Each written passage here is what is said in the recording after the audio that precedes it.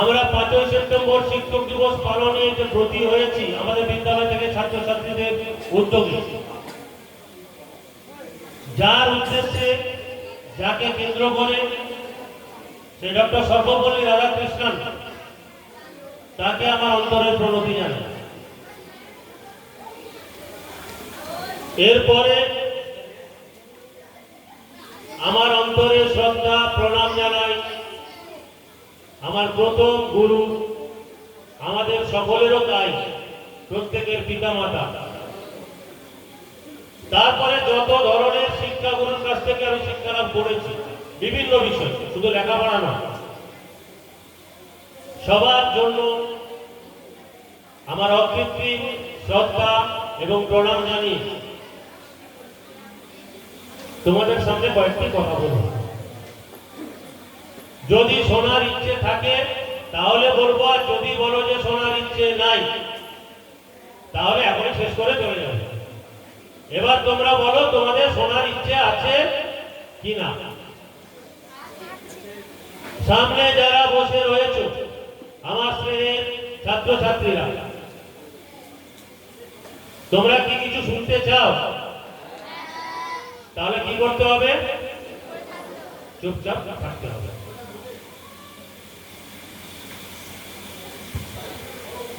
আজকে সারাটা দিন ধরে সকাল থেকে মানে সেই রাত্রি 12টার পর থেকে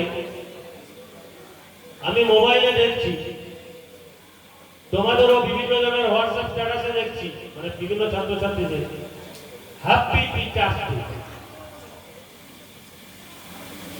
অর্থটা সবাই বোঝো, তোমরা লিখছো বলে অর্থটা বোঝো, তাই তো? কিন্তু সত্যি কি অর্থটা বোঝো? বা আমরা সত্যি অর্থটা বুঝি?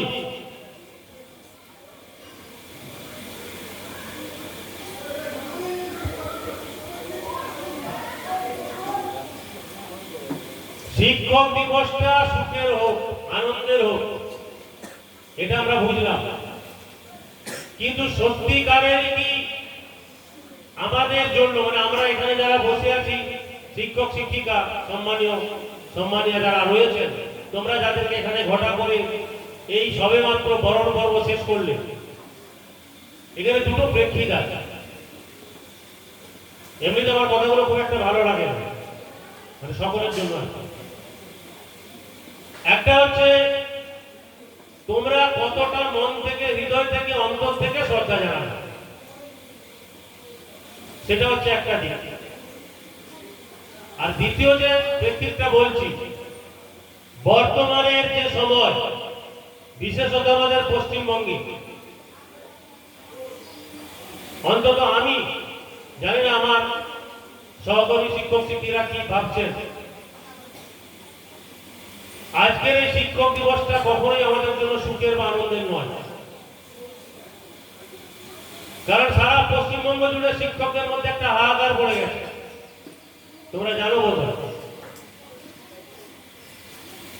এমন একটা আবহ তৈরি করা হয়েছে বা তৈরি হয়ে গেছে, শিক্ষকদের সম্পর্কে তাদের নামের আগে বসে যাচ্ছে দাগি, চোর, টাকা দিয়ে চাকরি পাওয়া। তার মানে আমরা এখানে যারা শিক্ষকেরা বসে রয়েছি, শিক্ষিকারা বসে রয়েছি, আমাদের রাজ্যে, আমাদের দেশের বা আমাদের সারা বিশ্বের শিক্ষকগণ যদি অপমানিত হন, শিক্ষকরা যদি তাদের মর্যাদার জায়গায় না থাকতে পারেন, তাহলে একজন শিক্ষক হিসেবে আমাদের মন প্রাণে ভালো থাকার কোনো অধিকার থাকে না, কোনো সুখ থাকে না বলে আমার বিশ্বাস। প্রত্যেকটা পেশাতেই ভালো খারাপ থাকে, কিন্তু সারা বিশ্ব জুড়ে একটাই পেশা, শিক্ষকতার পেশা, যেটা হচ্ছে মহান পেশা বলা হয়। শিক্ষকদের কি বলা হয়? জাতির মেরুদণ্ড, তাই বলা হয় তো।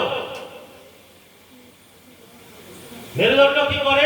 আমাদের সোজা হয়ে দাঁড়াতে সাহায্য করে। আর শিক্ষা কি করে? শিক্ষাও আমাদের মাথা উঁচু করে সমাজের বুকে হাঁটা চলা করার অনুপ্রেরণা দেয়। নেলসন ম্যান্ডেলা নাম শুনেছে কিনা জানি না, পরাধীন দক্ষিণ আফ্রিকায় 27 বছর কারাগারে অবরুদ্ধ ছিলেন। পরে মুক্ত হয়ে দক্ষিণ আফ্রিকার রাষ্ট্রপতি হয়েছিলেন। তিনি একটা সময় বলেছিলেন, শিক্ষা হচ্ছে এমন একটা শক্তিশালী মাধ্যম, শিক্ষা হচ্ছে এমন একটা শক্তিশালী মাধ্যম যা পৃথিবী বদল আনতে পারে। তাহলে শিক্ষা এমন একটা জায়গা, গতকাল আমাদের মাস্টারমশাই বলছিলেন, ছুটির পরে কয়েকজন মাস্টারমশাই বসে আমরা কথা বলছিলাম, উনি বলছেন যে বর্তমান দেশ বা রাজ্যের প্রেক্ষিতে রাজনীতিতে শিক্ষিত মানুষদের অভাব ঘটছে বলে আজকের সমাজ ব্যবস্থাটা এইরকম একটা জায়গায় চলে যাচ্ছে। তাহলে শিক্ষা এমন একটা মাধ্যম, এই যে বললাম, যদি শিক্ষিত মানুষেরা আমাদের গণতন্ত্রকে রক্ষা করার জন্য, দেশটাকে স্বাধীন করার জন্য এগিয়ে এসেছিল, আর আজকের এই গণতন্ত্রকে রক্ষা করতে গেলে, মানুষের অধিকারকে ফিরিয়ে দিতে গেলে, সমাজের মধ্যে সাম্য আনতে গেলে, সেখানেও কিন্তু শিক্ষিত মানুষদের আনাগোনা প্রয়োজন। বাস্তবে আমরা কি দেখি? আমরা সবাই পিঠ বাঁচাই, গা বাঁচাই। তোমরা যখন রাস্তায় যাবে, দেখবে একটা ছেলে বিপদে পড়েছে, কেউ তো সাইকেল নিয়ে পড়ে গেছে, একটু ছড়ে গেছে, তাকে তুলে দেওয়া কি তার পাশে একটু দাঁড়ানো, আমরা কি করি? গাড়ি নিয়ে চলে যাই। কি হবে? হ্যাঁ, অত ঝামেলায় কে জড়াবে? আমরা কেউ ঝামেলায় জড়াতে চাই না। সবাই মনে করি আমি খাবো দাবো ঘুমাবো ভালো থাকবো। আরে বাবা, সমাজটা যেখানে বিষাক্ত হয়ে যাচ্ছে, সমাজে যদি নারীর অপমান হয়, সমাজে যদি দুর্নীতি থাকে, আমি সেই দুর্নীতিগ্রস্ত সমাজের মুখে থেকে কোন আরো পত্রিকা নিয়ে আসতে পারবো? তাহলে আমাদের শিক্ষিত জনের, শিক্ষকদের শিক্ষা গ্রহণের মধ্য দিয়ে নিজেদের বিবেকবোধকে জাগ্রত করে সমাজের কাজে লাগাতে হবে। শিক্ষকদের ভূমিকাটা হবে সেইভাবে আমাদের এই শিক্ষার্থী যারা, মানে তোমরা আমাদের শ্রেয়ের ছাত্রছাত্রীরা, তাদেরকে সঠিক পথে পরিচালিত করা। শুধুমাত্র পুঁথিগত বিদ্যা নয়, বই পড়ে আমরা পণ্ডিত হতে পারি, বিদ্যান হতে পারি, কিন্তু অনেক বিদ্যান আছেন যারা সমাজের কোনো কাজে লাগেন না। বিদ্যাসাগর একজন বিদ্যান মানুষ ছিলেন তো, তিনিও আমাদের একজন মহৎ শিক্ষাগুরু। কারণ তার বর্ণ পরিচয় দিয়ে আমরা অ শিখেছি বাংলাতে, রাইমা মাইতি, ভালো লাগছে না।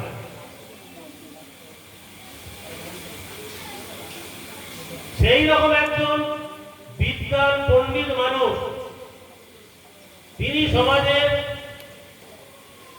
যে অন্ধকারময় দিক, তখনকার সমাজে যেটা জগদ্দল পাথরের মতো সমাজ ব্যবস্থার কি বলবো, মানে চেপে বসেছিল, ওই যে বিধবাদের বিবাহ, রামকৃষ্ণ, আমাদের রামমোহন রায়, রাজা রামমোহন রায়, সতীদাহ প্রথা চাইনি, আমাদের সমাজ চাইনি। কিন্তু আজকে বুঝতে পারছি, এই যে আমাদের সামনে তোমরা মেয়েরা, ছাত্রীরা বসে রয়েছে, তোমাদের এই শিক্ষাটা দেওয়ার জন্যই তো বিদ্যাসাগরের লড়াই ছিল, তোমাদেরকে সুখে রাখার জন্যই তো বিদ্যাসাগরের লড়াইটা ছিল। তাহলে বিজ্ঞান হয়ে কি লাভ যদি আমরা মানুষের বা সমাজের কাজে লাগতে না পারি? মানুষের কাছে, সমাজের কাছে লাগতে গেলে শিক্ষাটা বড় বেশি দরকার। আর একটা কি জিনিস দরকার? আর একটা দরকার আদর্শ। আদর্শ মানে আমি খুব কঠিন কঠিন কথা ব্যাখ্যা করবো না, তোমাদের সহজ করে বোঝার মতো করে ব্যাখ্যা করবো। এই যে বিদ্যাসাগর বললাম, এই যে রামমোহন বললাম, আমরা বিবেকানন্দের কথা বলি, নেতাজির কথা বলি। নেতাজি হয়েছিলেন তার উপযুক্ত শিক্ষকের জন্য। আমরা দেখব যে আমাদের, মানে আমরাও যে এখানে বসে আছি যারা, বা তোমরা এখানে যারা বসে আছো, যদি উপযুক্ত সঠিক শিক্ষকের সাহচর্য লাভ করতে পারো, সঠিক পরামর্শ পাও এবং সেই কথাগুলোকে অনুসরণ করে তোমরা চলতে পারো, তাহলে জীবনে সাফল্য, জীবনে অগ্রগমন, সমাজে তোমার গ্রহণযোগ্যতা অবশ্যই তৈরি হবেই হবে, হতেই হবে। তার জন্য কি করতে হবে? শিক্ষক কুলকে ভরসা করতে হবে, শিক্ষক কুলকে সম্মান করতে হবে। আর আমরা এখন কি দেখছি? শিক্ষকদের সম্মান করা উঠে গেছে, উঠে গেছে। বাবা মা ছেলে মেয়েদের সামনে শিক্ষকদের সম্পর্কে আজে বাজে কথা বলছে। তোমরা পরস্পর ক্লাসে বন্ধুরা শিক্ষকদের বিশেষ বিশেষ কোড নামে ডাকো, কোড। আমি জানি, ঠিক কিনা?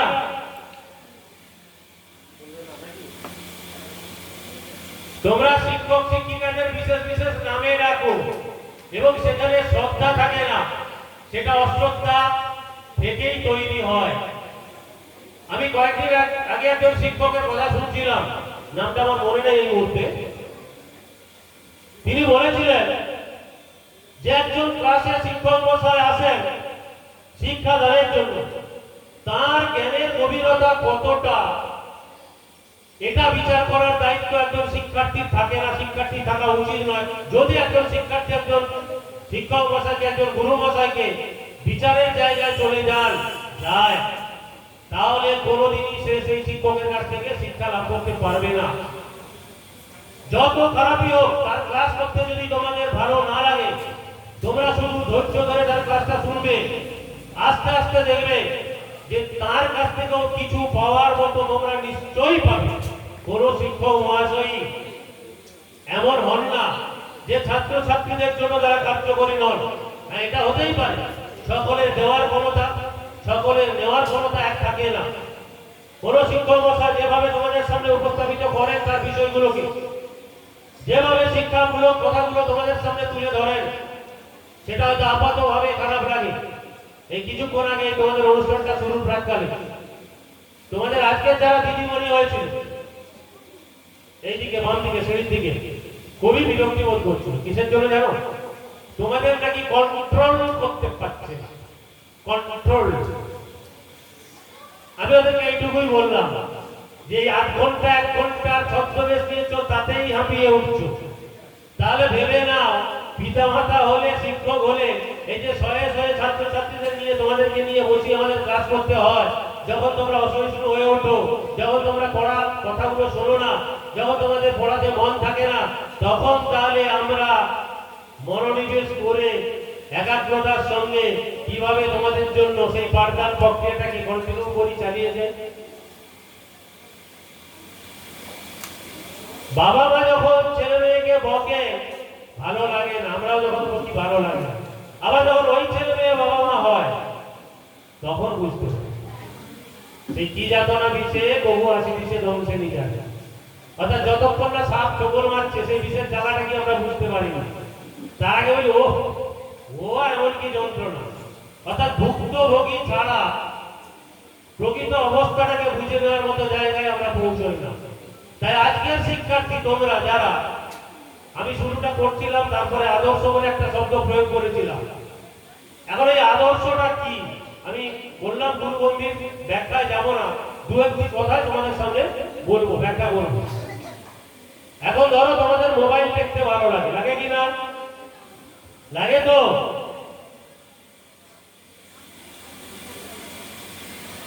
বাবা মার কথা না শুনতে ইচ্ছে করে, করে তো? করে। তোমরা দেখেছো তোমাদের বাবা মা, বাবা হয়তো অনেকের বিড়ি খান, সিগারেট খান, কারোর বাবা হয়তো মদ খান, বৈনি খান, রাস্তা দিয়ে কেউ যাচ্ছে বিড়ি খেতে খেতে চলে যাচ্ছে, তোমার হয়তো কোনো মাস্টার মশাই সিগারেট খাচ্ছেন, তুমি দেখছো। আমার কথাটা আগে মন দিয়ে শোনো, আমি কেন বলছি কথাটা।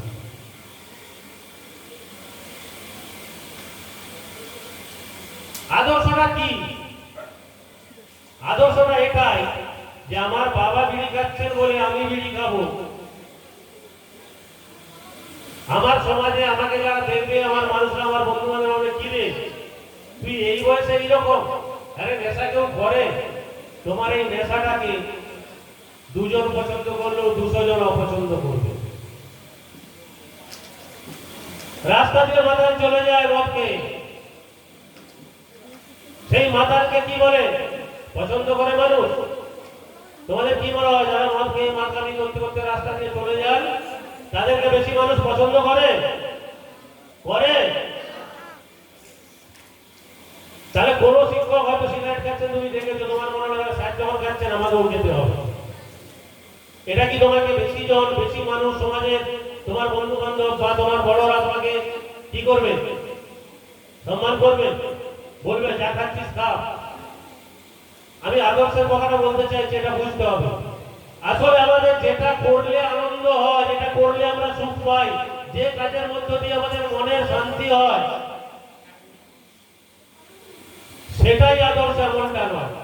যতক্ষণ না সেই কাজটা বেশি সংখ্যক মানুষ গ্রহণ করছে, বেশিরভাগ সমাজের মানুষ পিঠ চাপড়ে দিচ্ছে। নেতাজির কোনো অভাব ছিল না। নেতাজি সুভাষচন্দ্র বসু অত্যন্ত ধনাঢ্য সম্পদশালী বাড়ির সন্তান ছিলেন। তার কি রায় ছিল? সবকিছু ছেড়ে ছেড়ে স্বাধীনতা সংগ্রামে নিজেকে লিপ্ত করা দরকার ছিল কি? করেছিলেন বলে তাকে আমরা পুজো করি। এটাই হচ্ছে আদর্শ। অর্থাৎ এমন কিছু করতে হবে যার মধ্যে দিয়ে তুমি সুখ পাবে, শান্তি পাবে, কিন্তু তার সাথে সাথে প্রচুর মানুষের হাততালি কুড়াবে, তারা তোমাকে সম্মান করবে, তোমাকে জায়গা করে দেবে, তোমার গ্রহণযোগ্যতা তৈরি হবে, তোমাকে ভালোবাসবে। যুগ যুগ ধরে 5 থেকে 500 থেকে 5 লাখ থেকে 5 কোটি মানুষ তোমাকে মনে রাখবে। সেটাই হচ্ছে আদর্শ। কোন কাজের মধ্য দিয়ে আমি মানুষের মধ্যে জায়গা করে নেব তার কোনো সুনির্দিষ্ট রূপরেখা নাই। শুধু তোমাকে সেই পথ এবং কাজটা খুঁজে নিতে হবে যেটা তোমাকে মনের শান্তির সাথে সাথে মানুষের মধ্যে জায়গা করে দেওয়ার রাস্তাটা খুঁজে নিতে সাহায্য করবে। সেটাই হচ্ছে আদর্শ। আর প্রত্যেকটা ছাত্রছাত্রী সেই আদর্শকে মাথায় করে রেখে এগিয়ে চলা উচিত। আমাদের সমাজে এই যে আমি শুরুর সমাজে কথাটা বললাম, আমরা ভালো নেই, তোমাদের ভূমিকা কি? একটা আর্থিকর কাণ্ড ঘটেছে, একদিন তোমাদের ইচ্ছে হলো যে আমরা স্যার একটু রাস্তায় নেমে পড়বো।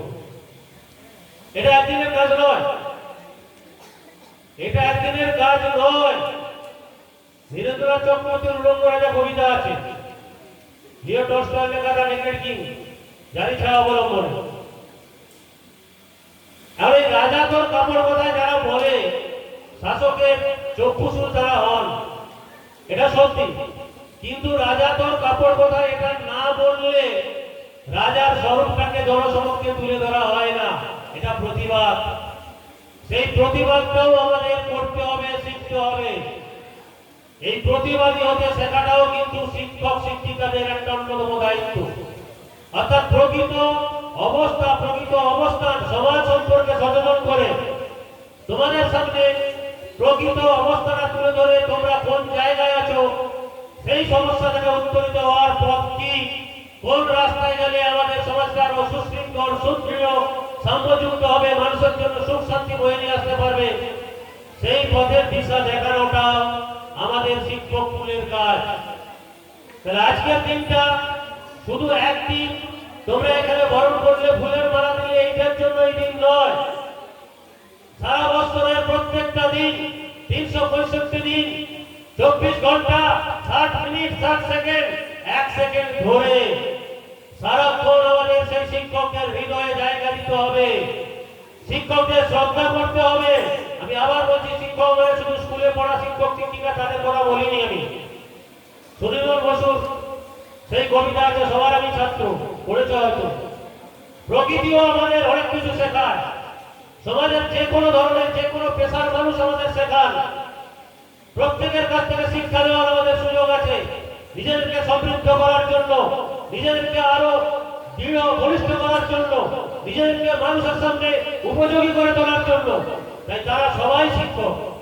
সেই সমস্ত শিক্ষকগুলোকে অন্তর থেকে শ্রদ্ধা করবে, সমস্ত শিক্ষকগুলোকে হৃদয়ে জায়গা দেবে, তাদের কথাগুলো মেনে চলবে, তাদেরকে মান্যতা দিয়ে যদি তোমরা চলতে পারো, তাহলে তোমাদের আগামী পথ, আগামী দিন নিশ্চিতভাবে আরো ভালো হবে, আরো দৃঢ় হবে। তোমরা সকলের প্রশংসা করতে পারবে, এটা আমার দৃঢ় বিশ্বাস। অন্তত আমরা যারা এখানে শিক্ষক শিক্ষিকার উপস্থিত আছি, আমরা মনে করি যে আমরা যে সমস্ত গুরু মশাইদের বা যে সমস্ত শিক্ষক শিক্ষিকাদের পেয়েছি, তাদের সেই আশীষ বাণী, তাদের মূল্যবান বক্তব্য, তাদের মূল্যবান কথাগুলোকে আমরা অনুসরণ করে আজকে কিছু না হোক একটা সম্মানজনক পেশায় এসে উপস্থিত হতে পেরেছি এবং তোমাদের সামনে এখানে বসে তোমাদের কাছ থেকে সেই ভালোবাসা আতিথ্য গ্রহণ করতে পারছি। সুতরাং শিক্ষক কুলকে কখনো কোনোদিন অনাদরে দূরে সরিয়ে দেবে না। শিক্ষক কুল আমাদের মূল চালিকা শক্তি, শিক্ষক কুল আমাদের ভরসা, শিক্ষক কুল আমাদের আশা ভরসা ভবিষ্যৎ। তাই তাদের প্রতি আদি অকৃত্রিম শ্রদ্ধাবোধ তোমাদের পক্ষ থেকে থাকবে।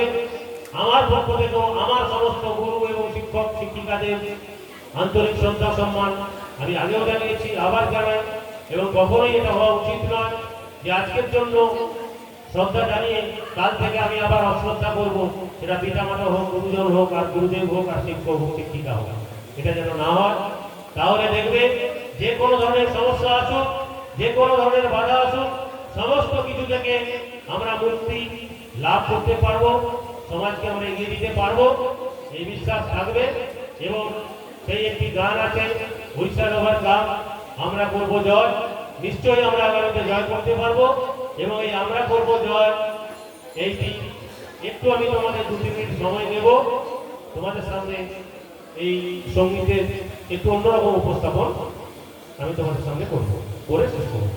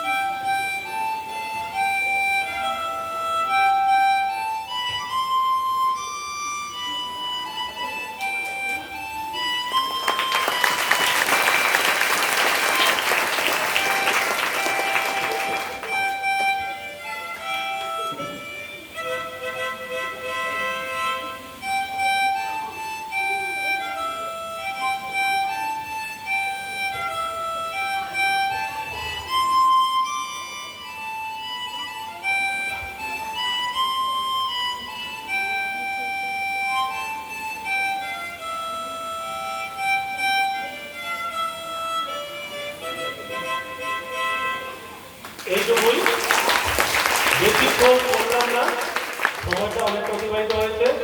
সবাইকে তোমাদেরকে স্নেহ ভালোবাসা জানাই, আমার শিক্ষক শিক্ষিকাদের আমার আন্তরিক শ্রদ্ধা সম্মান, এবং শিক্ষকদের শিক্ষক সর্বোপরি রাধাকৃষ্ণের প্রতি অন্তরের প্রণতি জানিয়ে আমার সমস্ত গুরুকুলের প্রতি অন্তরের শ্রদ্ধা জানিয়ে শেষ করছি। ধন্যবাদ, নমস্কার।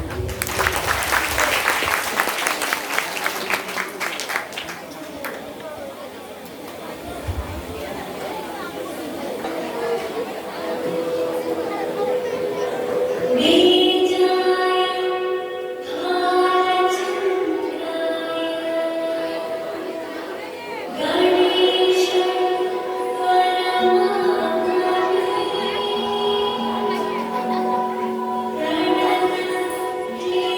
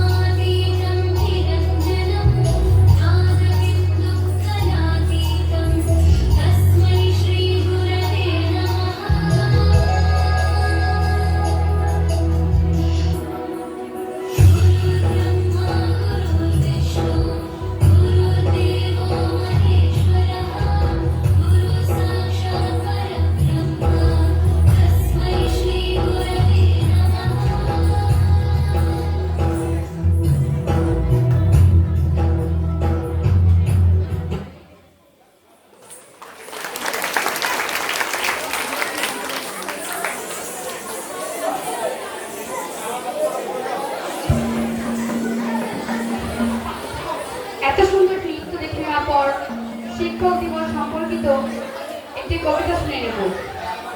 কবিতা পড়াশোনার জন্য মঞ্চে ডেকে নিচ্ছি সপ্তম শ্রেণীর ছাত্রী সৌমির উত্তাপে। সৌমির উত্তাপে মঞ্চে আসছে।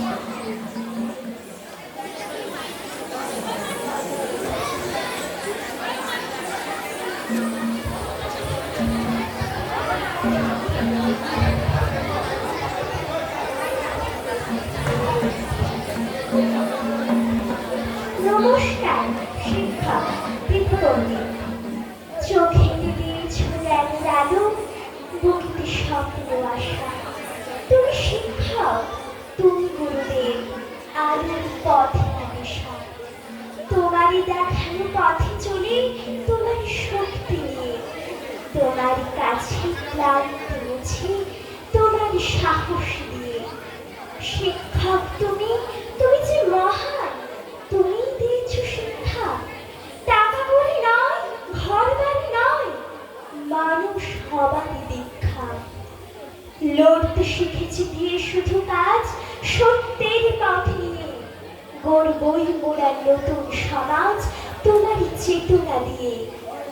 তোমার আশিস মাথায় নিয়ে, কলম অস্ত্র সানি, বিপদে তোমার বুক চিতিয়ে লড়াই করতে জানি। তোমার শাসন, তোমার স্নেহে প্রতিটি সময় থাকে। তোমার চরণ ধুলা আমার মাথার উপরে রাখি। নমস্কার।